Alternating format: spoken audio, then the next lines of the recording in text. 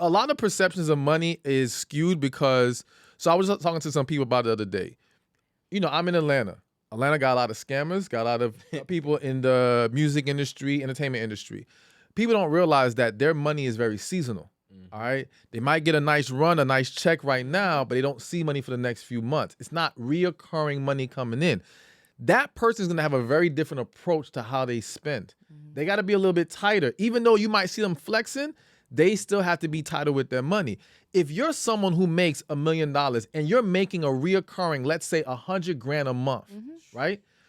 You think it's gonna bother this man to give some girl $500 to take care of this bill? Thank you. You think it's gonna bother him to go, pay for whatever? Some men, they actually take a joy in being that guy who can provide in that moment. I'm about to leave. So it's not. So it's not actually about what they're gonna get back in return. You know what I'm saying? And again, it's nothing to them. Those guys wipe their butt with $100. Like it's not a big deal. It's just a very different ball game. But I understand that that's not the average man. Or majority. Right? Yeah, that's not majority. That's a 1%. Can't wait to attack. Listen. It's a very small percentage. Yeah. Very small percentage. But it exists. Rico, don't nod your head like, yeah. Because they attacked us when we talked about it. The thing is, we at 8 at the Table understand one rule that we have. It's an unofficial rule. There's exceptions to everything. Okay? There is. So we understand that 1%, maybe 3%. Live out there, and I'm gonna go with 0.5. Oh my God, no. Well, But granted, the majority of men are not falling under that category. Yeah, they're not just giving you money for nothing. I'm just saying it exists. And the thing is, a lot of times, what was? Oh my gosh, you want to go in? Because I had a girl one time I was talking to, and she was telling me how she was finessing dudes for bread, and how she finessed a guy to even get her a car. Right? And I was like, well, why don't you do that to me? She goes, because I know you and I know you're never going to give it to me. And I said, so the crazy thing is you all know who you can ask for money. Yeah, hell yeah. But some relationships are for money and some of them are because some I want to put it. I want you to be in my space. I want to give you the cuckoo, everything. So I don't have that with that person. But if he's making it comfortable for me and my lifestyle, then that's what that person is for. And I'm sorry, but men do that too. You have certain women that you're not going to spend money on a date on, right? But you're going to hang out with her in a cheaper way, and you're going to expect to get it because that's what you have in your mind. That's what that person is for. I really and then like you have that the girl. women. You have the women that you're just like, yo, I got this girl, baby, right? But you don't feel that way about everybody, but you still going on them dates and hanging out with them. That's what women do as well. Well, it's a little bit different. If I'm going on cheap dates it depends, right? There's two types of women. There's the women that I'm spending a lot of time with. Those are the women that I typically will end up with, versus the other ones that I'm spending a lot of time with. I'm still gonna end up with. I'm not spending my time with a woman that I don't really like. I mean, I just can't do that. It's not in me. But there's a difference in most of the women that you have hung out with. I know you can see that there's levels to everybody. Yeah, but those ones don't get time. Those are seasonal. Something. You talking to them, you're making them feel something. Seasonal women. Now listen, to that point though. Thank you. Going back to the men with money. Get to it.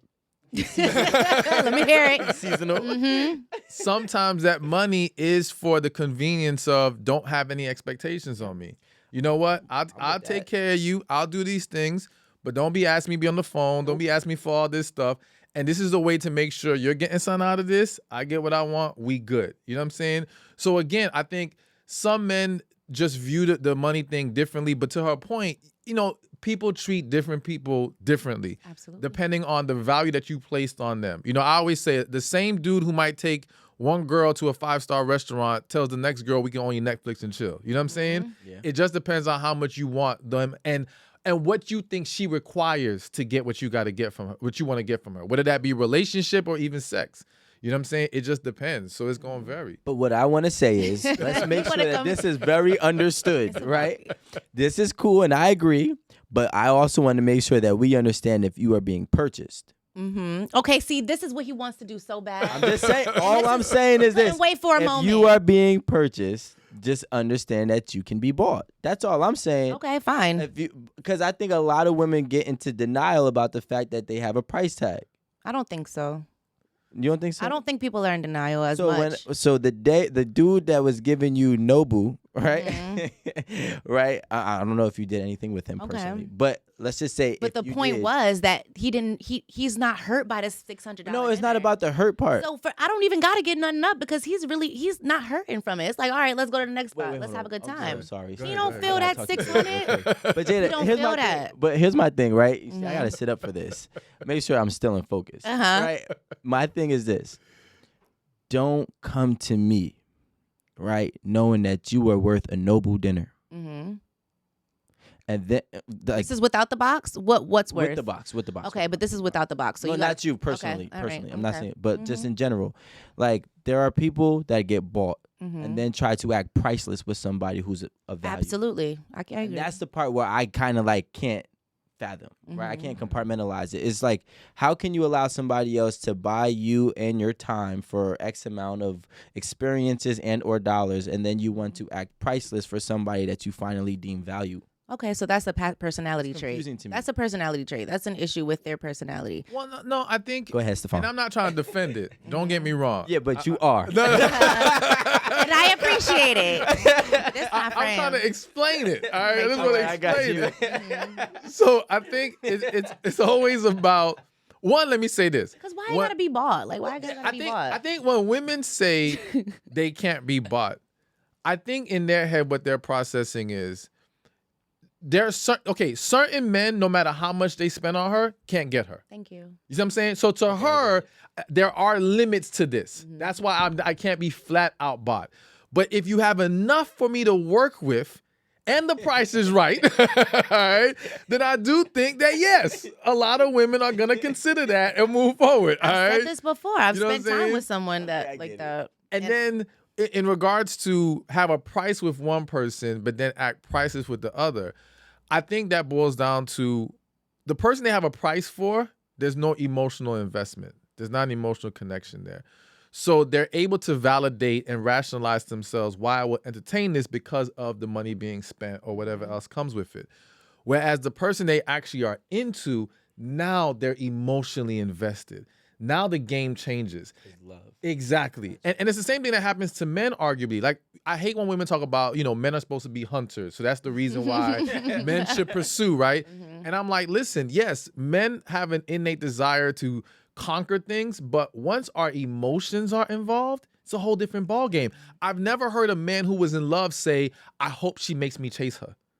Hell no. Exactly. No man wants to deal with that once he's actually into you. You know what I'm saying? So that's the thing. I think the feelings is what changes the whole dynamic and makes people act one way with certain people and another way with other people. Yeah, I agree with that, and I'm glad you didn't fully defend it. But can I say another thing? Sorry, real quick. If you're gonna ruin what just happened, I'm not gonna. No, I'm not. But as women, not that it's easy to like find things to. It's easier to find things to love in a man. Like I can be attracted to someone who has who considers my well-being or is doing like you're doing certain things to make me feel like like someone that cares about me, right? So it may be different with a man. Like, if you just don't like the woman, you just don't like the woman. If she's just somebody to smash, she's just someone to smash. But after a while, if somebody is continuously pouring into you and, showing you things, taking you to nice dinners, after a while, you may have not felt a way about him before, but your feelings towards that person may grow. How many times do we see people who are in relationships that look totally different? You got people who are like, can I say the couple? Like Coco and Ice Tea. I'm sorry. Okay, but that's just an example. Maybe she just wasn't like, yo, that man fine as hell, I'm about to be with him. But maybe he was doing certain things that made her feel like, you know what, I really like how he's treating me and the life experiences that I get now. So in a way, your feelings may grow towards them. Here's the danger with that. Okay. All right. So you're right, it happens. Yeah. But you're not really into that guy. And that's a fact. You've grown attached to him. Yes. You've learned how to tolerate him. And the minute a man that you really like comes into your life, Rico. Game over. Okay. That's Alan. I know your claps. I can differentiate them, honey. that's when it goes downhill. You know what I'm saying? And a lot of women, that's how they end up cheating. That's how they end up even or unhappy in their relationship, because now, see, what happens is in falling for this guy or growing to love him, she learned how to settle for him. All right. Okay. And she convinced herself that this is the best I can get. This is good. This is good tea. Once better arrives into her life, and now she realizes, oh crap, this isn't the best. Now I can't go home and look at this man the same way. Now when I see that he's lacking these areas, it irritates me. damn. Now I'm like, damn. And now the whole thing falls apart. So it's not a smart approach for women to take. A lot of women have done it. And it's another reason, there's a stat, I'm sure Rico knows it, where 70% of divorces are initiated by women. Women, yes, All right? I've seen that Yes, too. sir. I know that one. And I don't think, some people try to frame it as like women being ungrateful and all these things. No, I think so many women try to convince themselves that they can be with this man that they're not really into. And at some point, they face the realization that this ain't it. And now they can no longer deal with it and the whole thing blows up.